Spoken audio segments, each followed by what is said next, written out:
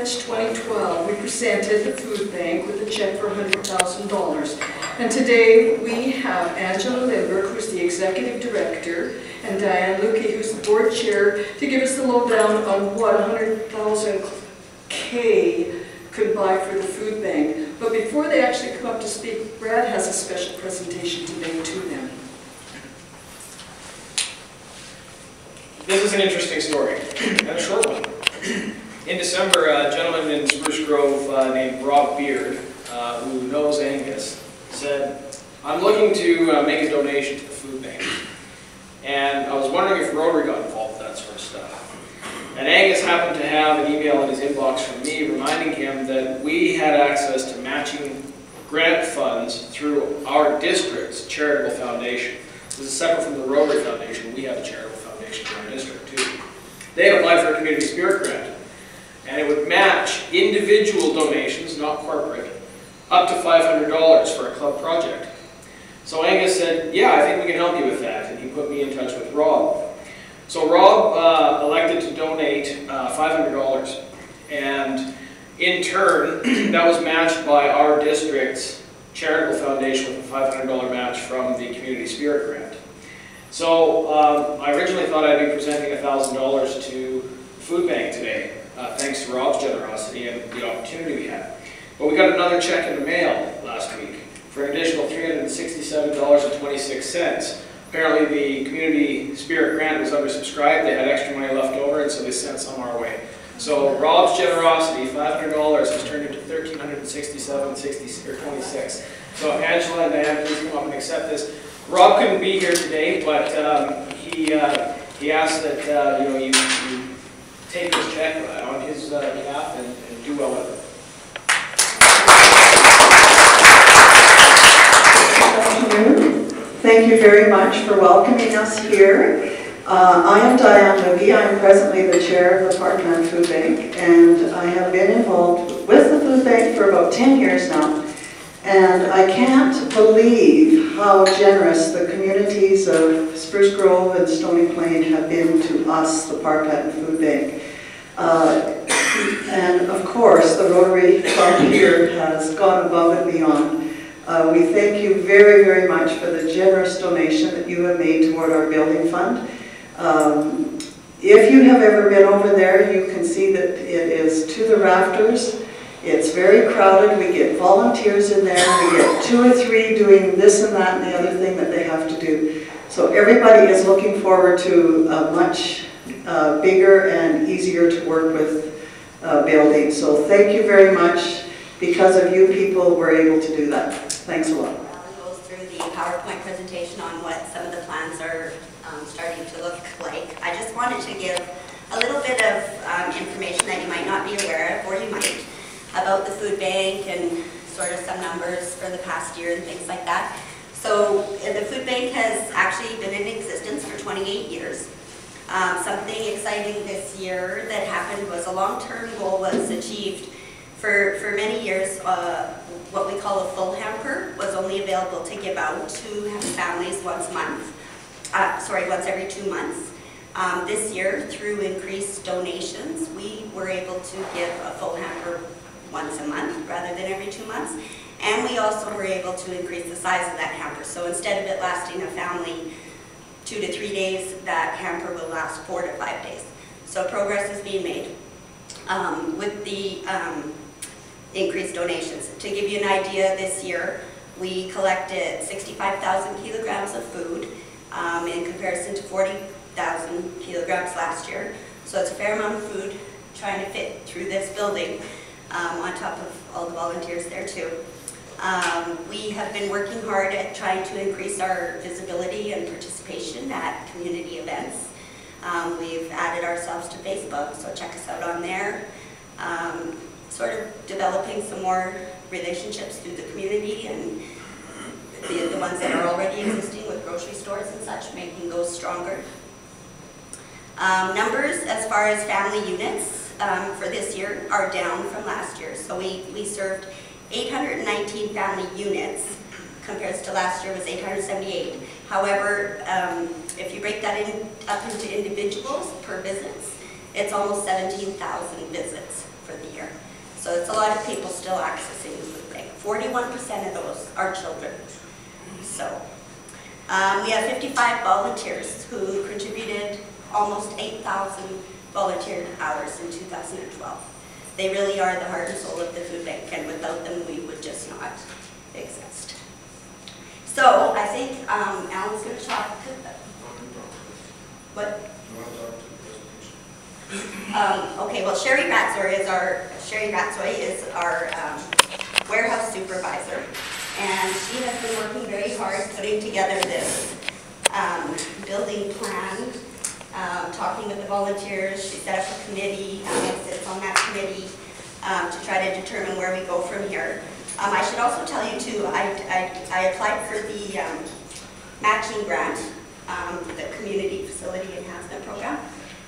We are in the final stage now of that approval process, so we've made it through the first two and now we're in the final one.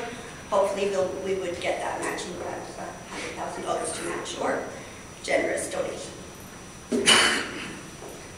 So she put together this presentation along with Alan, because Alan sits on the building committee, and it addresses some of the needs of why we so desperately need to add on. First one is safety, and since I've been here in the last 8 years, the food bank truck has been stolen twice. At present, it sits at somebody's house, and so one of the things is to get the space to put the truck inside, and also they need way more room to store the food safely. The second part is to reduce the food handling. Basically to create work zones inside the building that people don't have to trip over themselves, and there's not shopping carts bumping into you every time you turn around with a box of food. Create room for growth. The need for more room so the volunteers can work one at one time, more of them. The front lobby is really too small for all the clients, and to have increased parking space.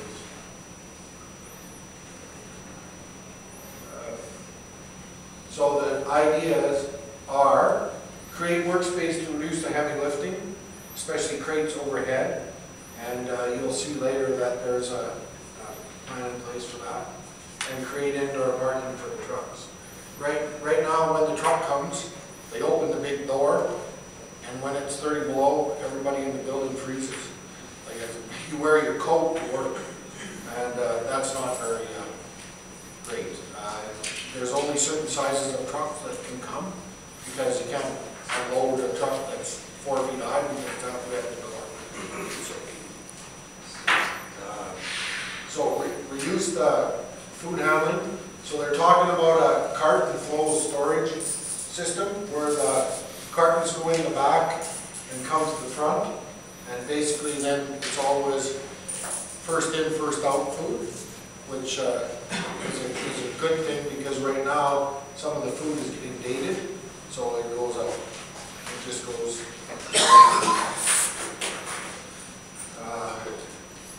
They store 33 different food items to be used in the hampers, and they need to store 440 crates, and they would need 293 square feet on floor space.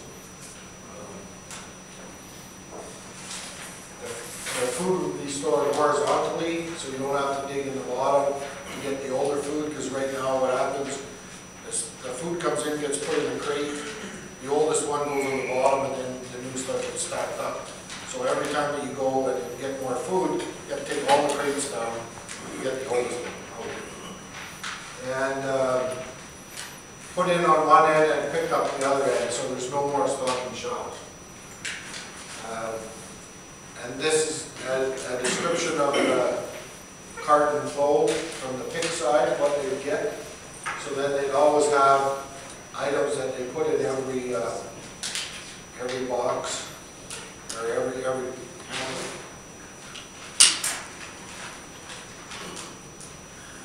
And the order assembly, so basically this is where this stacking system would be right here. And then the hampers that are filled up out of here would go on here and they run and they roll to one end, so there's no real carrying them. What happens is there's a table in here where they quick pick items to go, additional items to go in the hampers.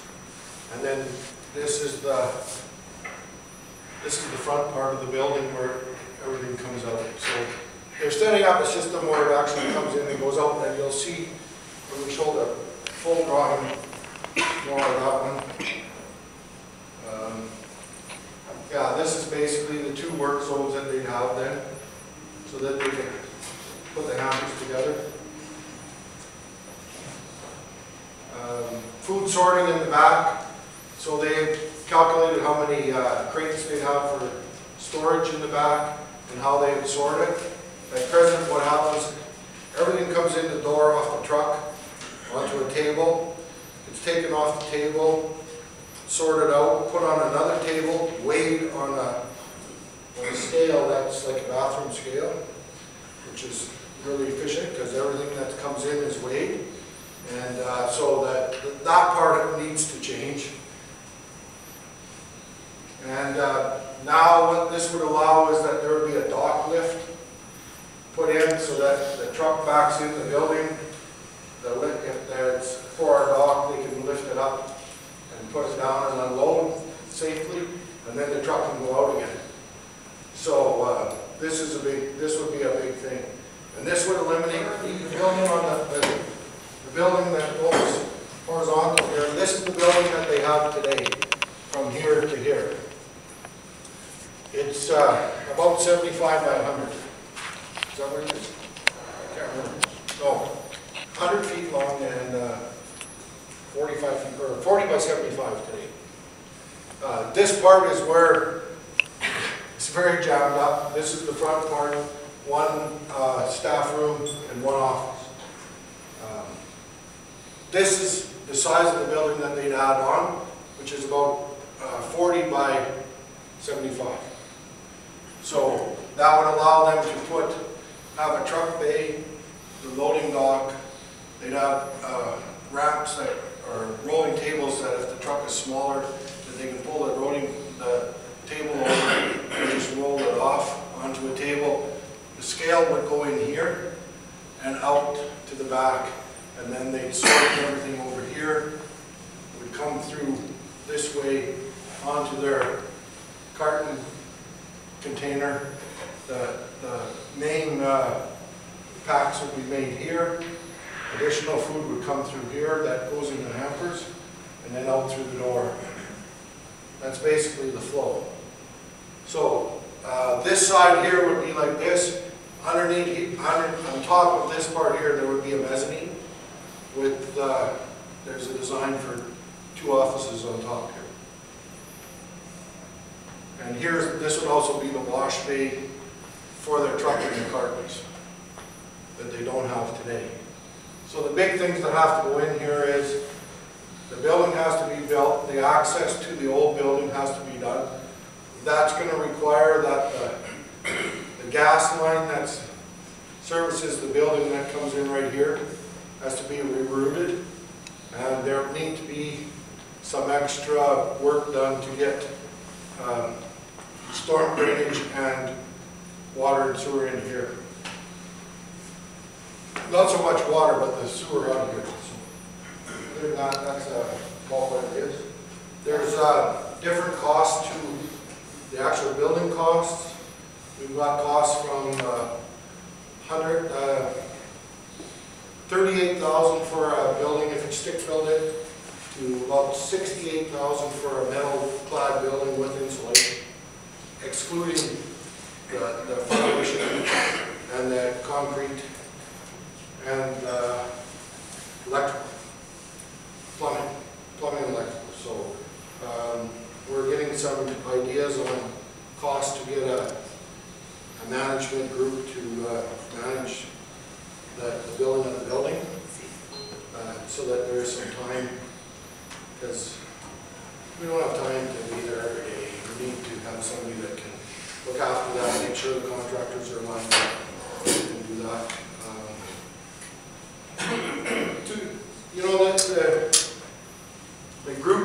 been there, there's been about, everybody that works there had actual input into coming up with what kind of design they wanted.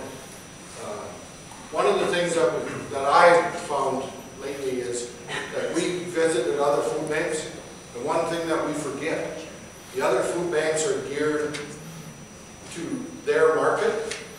This food bank serves at least 2 times as many people. The other food banks also have appointments. So that, I was told, Sherry told me the other day, if we had appointments for all the people that came there, they'd have to be open 14 hours a day, 7 days a week to service all the people. So that's some of the reasons that what you see, that what we saw other places don't fit into this scenario. So the next part, now that we have a basic pattern design, we're going to go looking for pricing and do all the other things that we need to do. But there has been, we're approaching the time when we're going to get ready to get started doing this stuff. So. Any questions? Brad? What's your overall budget then for equipment and vehicles? I noticed the cooler, it looks like you're expecting a new cooler there too. The walk-in freezer will be new. Yeah. The cooler that's there is good. It needs doors. Oh, you're going to put glass doors on. So they're going to put doors on. Their plan is to put doors. The doors are about $3,000 for this. The walk-in cooler with the glass doors is about $5,000, a new one. So $8,000 for that. I don't know, I can't remember what the number was for the crating system. Well, we actually haven't got a number for that yet, but the dock lifter is Yeah. 5,000. Yeah, the dock lifter over here. And then these are not that expensive. This is going to be about $30,000, I think.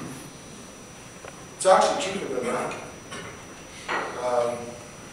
So all told, you're looking at somewhere between 150 and 200,000, like the Materials, the actual pieces, total budget. Building. yeah, total budget about 250. Does that include any renovation on the existing building, or it just? Yeah, the renovation on the existing building will be what goes on in here, the passageways out this way. The door that they actually back the truck up to now, garage door will come out here, or it may just, yeah, it'll come out. Changes to this cooler, and then all this stuff inside is just moving around. The freezers that are there now need to, their power bill is enormous compared to other bills because of the freezers. Alan, I have a question. Bill? I recognize when you're driving a truck into the garage that it's cold air, but in this case, the truck drives in, the garage door goes down, so you don't have that same cold situation. My question is, the space around the truck, if you had to do anything on the sides of it, with that wall where your hand is, the wall that's built there, I recognize a mezzanine on top of it, but I'm wondering if pillars would, pillar or two there would be better, because then that would have that area open, and if there's something you had to take off the side of the truck, you could, or whatever function had to be done would give more of an open function. Because what ends up happening, I've seen it with a number of garages, unless they're big, huge commercial garages, and you end up finding there's not enough room, you have to go to the side of the truck, and stuff like that. Pick a big box up and you're hitting a wall. But it's just a question I have. It's a great thought, good diagram, that I'm sure it'll all work. This part here, this is an 18-foot garage door, Yeah.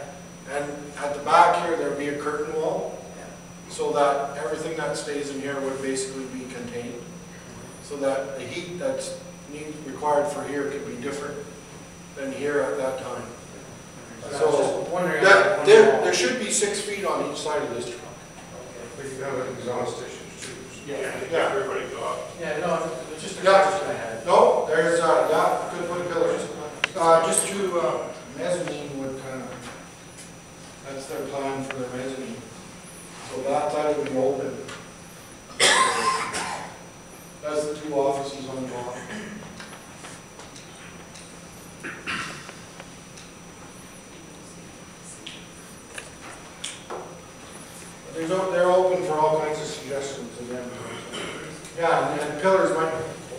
it would work. They want to use this as a wash bay also. And that's one of the reasons that they have the wall.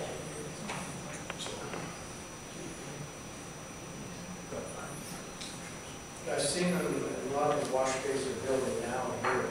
Like Curtains. Only curtains, or using curtains as well because things can have more function. That's what I was looking at. Yeah. Well, it's probably a cheaper option. Yes. I imagine with food handling, there's going to be some kind of code issues about truck exhaust and so on. Even on some- Yeah, well, there will be. For sure, yeah. It'll be some, yeah. I just have a question that isn't about the building. I apologize if I'm changing the topic here, but for all kinds of days in December, I dragged my little craft box into the Parkland food bag online. What did that do for you? Did you do? Actually, you know what, I am so proud of our community. We were up against, the whole region, the Western region. So that included major centers like Edmonton and Calgary.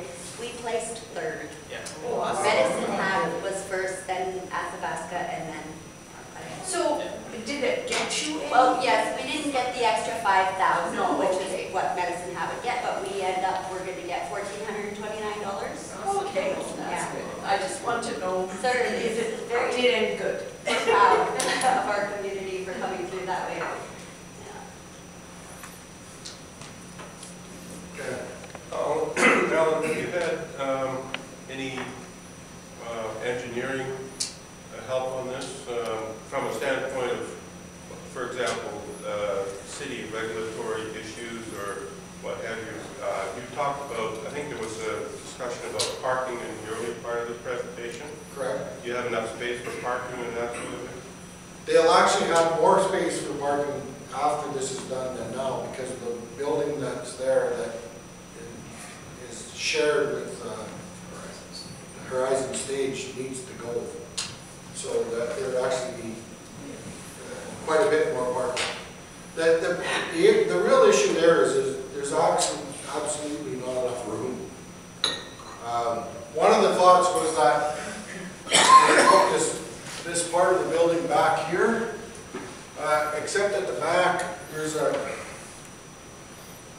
dugout.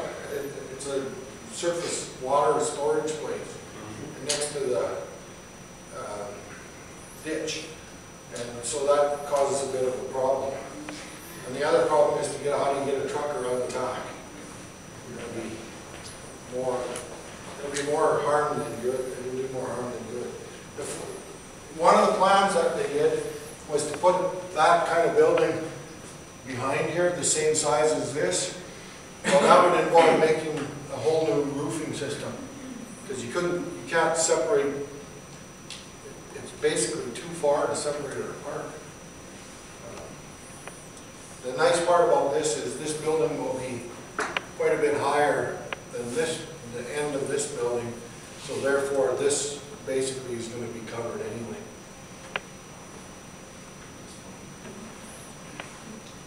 Engineering, the building usually comes pre-engineered, and they'll engineer the slab for you. So the big part that we've got to get done, and the city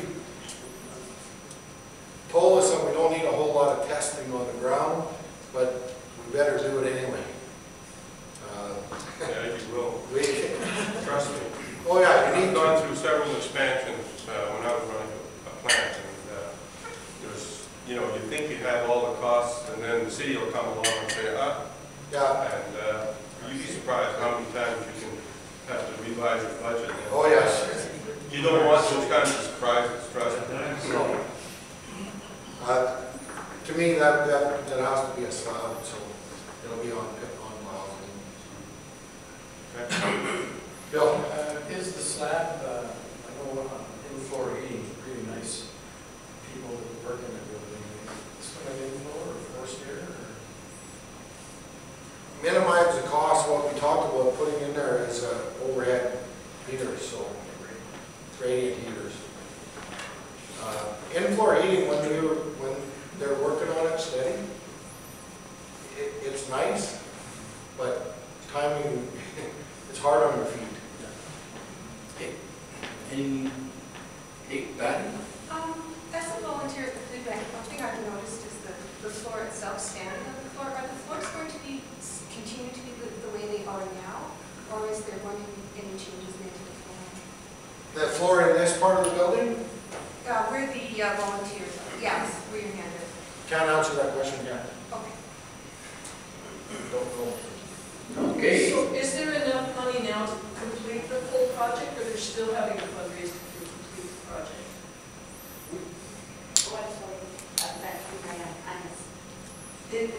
Is there enough money to complete the entire project now, or they're still short? Well, it would be nice to have a firm price in on the flow-through racking, to know exactly what that'll be. If it is, I mean, if we got the matching grant, which I'm confident that we will, I can't foresee a reason why. So we do have the 200,000, and then of course we do have some funds available in our account. So we should be able to do this is viable. So when do you figure this will all be finished by? While waiting on the grant application, it's in the final stage of approval, and they don't really say when that would be, but I would anticipate in the next couple of weeks, we would have an answer back on that. So I would like to start in spring, getting this going. And how long do you figure it will take once you actually get started? Construction, 4 to 6 months.